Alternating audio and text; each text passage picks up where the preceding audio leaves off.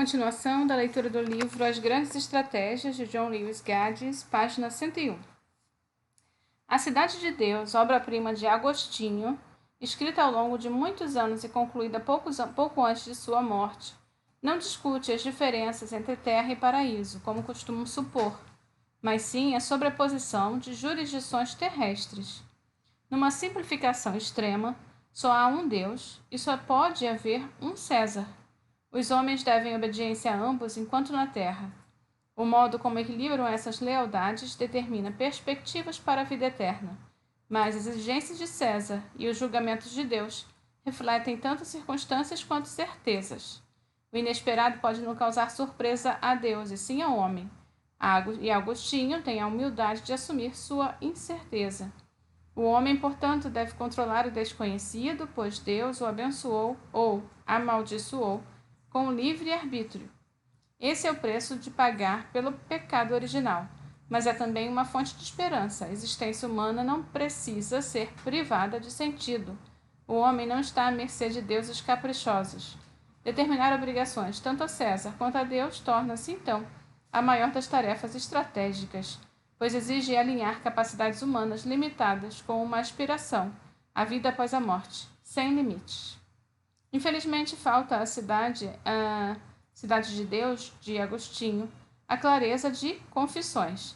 É um leviatã literário indefinido, frouxo, um Moby Dick da teologia, no qual ciclos e epiciclos, anjos e demônios, mitos e histórias se acotovelam sem nenhuma ordem específica. Torná-lo um manual de estratégia, sobretudo um guia para a salvação, representa uma dificuldade infernal.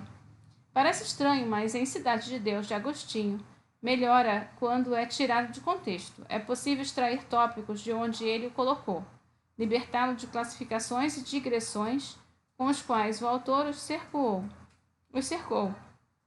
E aí, então, em termos gerais, eles farão sentido. Seu estilo obscurece a lógica interior, sobretudo no que diz respeito à guerra e à paz. Quando foi que um cristão justificou não dar a outra face, mas lutar e, se necessário, matar? Quais obrigações um governante cristão pode impor em defesa de suas normas àqueles que governam? Como, se é que é possível, pode um Estado ser salvo sem colocar almas em perigo? Por que se preocupar com, como sustenta Agostinho, se o mundo de César é corrupto e o de Deus é perfeito? E o que fez com que respostas de Agostinho, elas próprias imperfeitas, como ele reconhece, ganhassem vulto e influenciassem o pensamento de uma guerra justa desde então? A genialidade de Agostinho reside no fato de se deter mais nas tensões que em suas fontes. Ordem versus justiça, guerra versus paz, César versus Deus. Ele trata as polaridades como forças gravitacionais sem tentar definir a gravidade. As escolhas do homem repousam entre as polaridades, mas nenhuma fórmula revela quais deveriam ser as escolhas. Para cada não matarás, Agostinho aponta recomendações em textos sagrados de comportamentos opostos.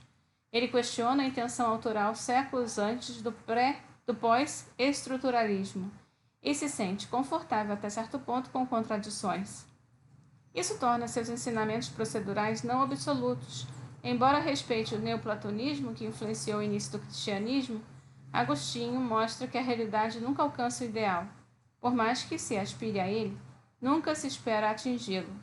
Buscar, portanto, é o máximo que um homem pode fazer num mundo decadente, e que busca depende da própria escolha. Todavia, nem todos os fins são legítimos, nem todos os meios são apropriados. Agostinho busca, portanto, guiar as escolhas, respeitando-as por meio do apelo à razão, até ao senso comum, pode-se dizer. Tome, por exemplo, a questão em que explica a necessidade de estados. Se Deus é todo-poderoso, quem precisa de Césares? Sem Césares, responde Agostinho, não haveria cristãos, e essa não pode ser a vontade de Deus. Pois ser cristão é escolher, por livre e espontânea vontade, seguir Cristo. Mas poucos saberiam dessa escolha caso todos os cristãos tivessem sido jogados aos leões. Césares raras vezes agiram assim, no entanto, durante 3 séculos. Da morte de Jesus à de Constantino, o Império Romano foi, a despeito de intervalos repressivos, um espaço de surpreendentemente hospitaleiro para a nova religião. Uma das razões pelas quais Agostinho e seus companheiros cristãos, de certo modo, temeram o declínio de Roma nos séculos IV e V. Estabeleceu-se, então, que a ordem deve preceder a justiça, pois direitos podem existir mesmo sob terror constante. Uma fé pacífica, a única fonte de justiça para os cristãos, não pode florescer sem proteção, seja por meio da tolerância, como na Roma pré-Constantino, seja por édito formal, como depois. A cidade de Deus é uma estrutura frágil dentro da pecaminosa cidade dos homens. É que isso leva os cristãos a conferir autoridade a pecadores selecionados, chamados a isso política. E Agostinho, não obstante toda a devoção, é um filósofo político. Assim como se tornou, quando no declínio da autoridade de Roma, um bispo autoritário, disposto a abraçar demônios menores, ou, como ele define, crueldade benevolente, de modo a se precaver dos maiores. Os alvos de Agostinho eram aberrações da ortodoxia que ele atacava com fervor quase leninista, como se a única maneira de promover a fé fosse purgá-la de todas as suas nuances. Sua mente era maior que suas perseguições, entretanto as implicações de seu raciocínio eram mais arrebatadoras, mais duradouras e, em última análise, mais humanas. Agostinho concluiu que a guerra, se necessária para salvar o Estado, seria um mal menor que a paz, e que os pré-requisitos de conduta, levando em conta a necessidade dela, podiam ser estabelecidos e teria, por acaso, ocorrido em provocação? Teria a autoridade competente esgotado as alternativas pacíficas? Seria o recurso à violência um meio escolhido, não um fim em si mesmo? Seria o uso da força proporcional a seus propósitos, de forma a não destruir o que deveria defender? Seriam essas decisões humanas, pois Agostinho nunca duvidou que o fossem, capazes de antecipar algum propósito divino, de modo a possibilitar a coexistência das cidades de Deus e dos homens, sem romper um mundo imperfeito. Existiam, é claro, precedentes para questionar a sabedoria da guerra. Artabano da Pérsia, Arquidamo de Inicias assim o fizeram, embora sem sucesso, e os amaldiçoados diálogos melianos de Tucídides haviam salientado as eternas apreensões a respeito da condução de guerras uma vez iniciadas. Ninguém antes de Agostinho, no entanto, havia estabelecido padrões a ser seguidos por estados ao escolher a guerra. Isso podia ser feito apenas dentro de um monoteísmo inclusivo, pois somente um Deus que reivindicasse a autoridade universal podia julgar as almas dos governantes terrenos. E apenas Agostinho, em sua era, falou com tanta autoconfiança pela voz divina. O servil autor das Confissões tinha percorrido um longo caminho. Agostinho estabeleceu seus padrões como um checklist, não como uma lista de mandamentos. Ele sabia quantas vezes profetas haviam vociferado proibições para depois revogá-las de acordo com as suas necessidades e com novas instruções do Altíssimo. Em vez do discurso rígido usado para erradicar heréticos, Agostinho preferiu a persuasão em assuntos de guerra e paz. Já pensou nisso? Ou não faria mais sentido agir assim? Nesse domínio, ele não viu a necessidade de ameaças, o que angariou seguidores para ele ao longo do tempo. Checklists são mais adaptáveis a mudanças que uma lista de mandamentos. Marinheiros confiam nelas antes de se lançar ao mar. Soldados as utilizam para planejar missões.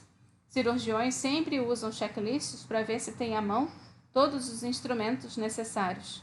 Pilotos as verificam para garantir decolagem segura e aterrissagem tranquila, de preferência no aeroporto desejado. Pais precavidos de crianças pequenas sempre conferem checklists antes de sair de casa com os filhos. A ideia de uma lista como essa é reduzir ao máximo possível a probabilidade de imprevistos.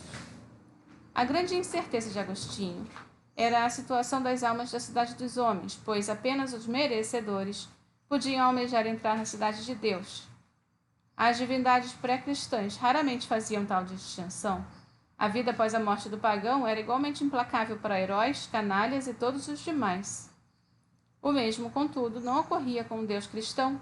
O comportamento ao longo da vida representaria uma enorme diferença na morte. Era essencial, então, enfrentar guerras obedecendo algumas regras. O risco pós-morte era muito alto. Havia problemas, entretanto, com os checklists de Agostinho. Se a necessidade de enfrentar conflitos obedecendo a certas regras era tão grande, qual seria o motivo de guardar as 7 chaves o que tinha escrito a respeito? Porque se passaram séculos até outros, Tomás de Aquino, Flávio Graciano, Hugo Grossio, Lutero, Calvino, Locke, Kant, localizarem, escavarem, codificarem as observações de Agostinho e as aplicarem ao campo da política, como ele esperava salvar estados ou almas, escondendo as instruções para tal. A clareza de Agostinho havia ficado evidente nas confissões, bem como em milhares de sermões pronunciados na qualidade de bispo, dos quais ainda guardamos vários exemplos. Talvez, porém, estivesse a dificuldade. Durante a última metade de sua carreira, Agostinho vivia sobrecarregado de responsabilidades episcopais. Assim, recorria a escribas que usavam a estenografia para registrar suas ideias. Isso acabou por dar o tom pesado à Cidade de Deus, afinal, quem dispunha de tempo para revisar, organizar e tornar legíveis todas as anotações? Os pronunciamentos de Agostinho, como as fitas de Nixon, soterraram seu autor. Então, embora as checklists de Agostinho fossem capazes de influenciar o pensamento a respeito da guerra por centenas de anos, alguns pensadores têm tempo de sobra para escarafunchar textos obscuros. É pouco provável que suas teorias tivessem utilidade prática na condução de guerras vidouras.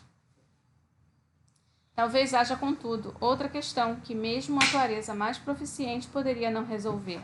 É que Agostinho nunca foi monoteísta de coração. Ele adorava a razão tanto quanto adorava a Deus.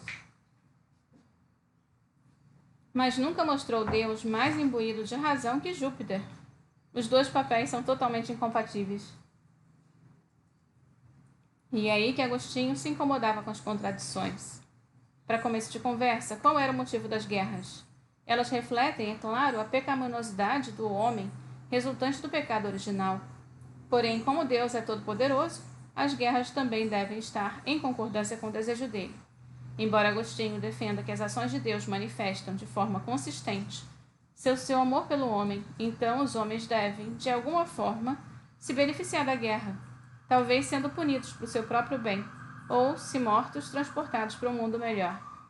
Como, no entanto, podem algumas guerras ser justas e outras não. Por que obedecer a certos padrões?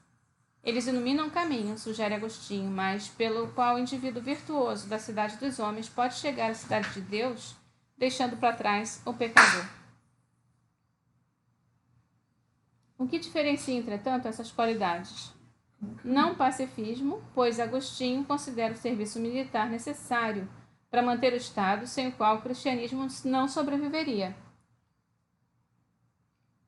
O serviço militar também não é opcional. Os soldados cristãos devem obedecer às ordens e insiste, e só lhes cabe esperar que tais satisfaçam os padrões da justiça. E só Deus pode determinar se elas refletem ou não as circunstâncias. Assim, mesmo guerras injustas, caso enfrentadas em nome de Cristo, podem se tornar justas. Agostinho podia estar ao lado dos atenienses em Melos. Ele é a versão teológica do Dr. Pangloss, vendo o melhor possível na pior das situações. Ou pelo menos é o que parece, porém, talvez se chegue a algum acordo. É possível adotar as listas de Agostinho e, ao mesmo tempo, encontrar espaço para manobra. Você pode mudar sua posição ou escolher a ordem ou a justiça, ou a paz ou a guerra, César ou Deus. E assim, alinhe aspirações e capacidades, pois, segundo o pensamento de Agostinho, justiça, paz e Deus se encaixam na primeira categoria, enquanto ordem, guerra e César pertencem à segunda. O alinhamento, por sua vez, implica interdependência entre os elementos. A justiça é inatingível na ausência de ordem. A paz pode exigir o acontecimento de batalhas. César pode ser aplacado, talvez até como Constantino convertido, se o homem houver de alcançar a graça de Deus.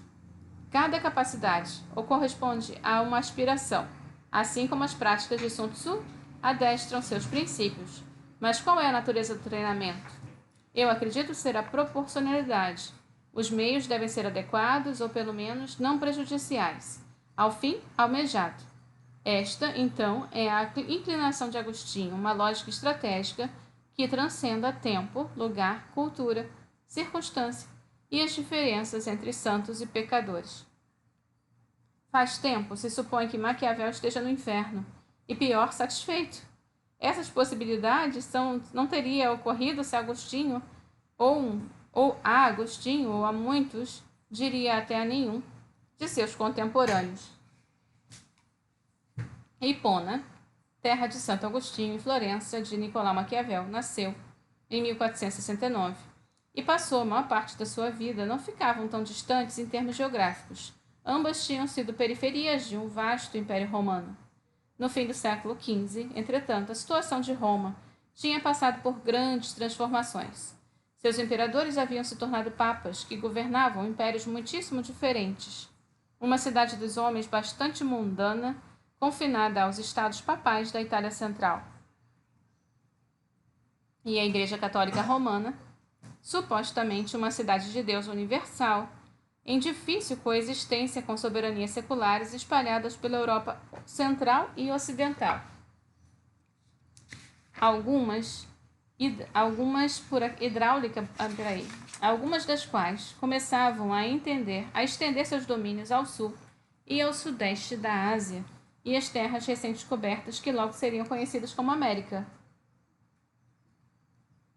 De seu escritório do alto da Piazza della Signora de Florença, o jovem Maquiavel, funcionário em ascensão do governo da cidade-estado, podia ter assistido às comemorações em homenagem a Américo Vespúcio. Os Vespúcio eram florentinos, e ele conhecia a família. A primeira frase da obra, Discurso sobre a primeira década de Tito Livio, iniciada por Maquiavel em 1515, depois de cair em desgraça, revela ter achado tão perigoso encontrar novos meios e métodos quanto partir em busca de novos mares e terras desconhecidas. Não tem consequência da ira de Deus, mas da inveja dos homens. Agostinho preocupava-se com ambas. Maquiavel havia pouco aprisionado e torturado, amedrontava-se mais com os homens que com Deus. Não que não acreditasse em Deus ou lhe desrespeitasse.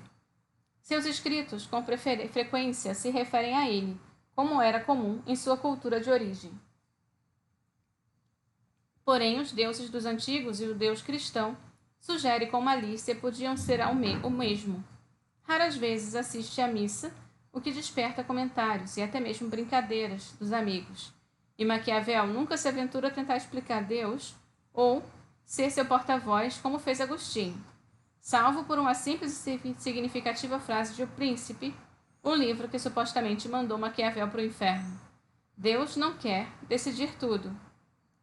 Difícil entender o motivo de sua afirmativa ter gerado tantas controvérsias, pois Maquiavel tomou o cuidado de acrescentar: para que nosso livre-arbítrio não se anule e parte de nossa glória dependa de nós, o livre-arbítrio, contudo, não foi ideia de Deus? Não devia conduzir a redenção gloriosa para quem a alcançasse?